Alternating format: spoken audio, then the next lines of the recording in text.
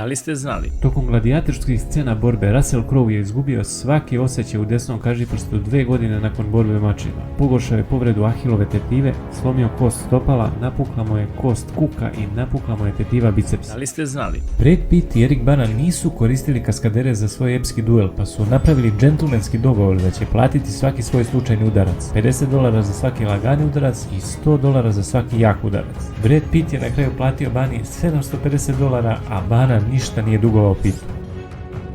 Da li ste znali? Snimljen specijalnom tehnikom kako bi se verodostojno kreirale slike originalnog stripa, film ima preko 8000 elemenata vizualnih efekata, a 10 radionica vizualnih efekata sa 3 kontinenta je doprinalo završetku filma.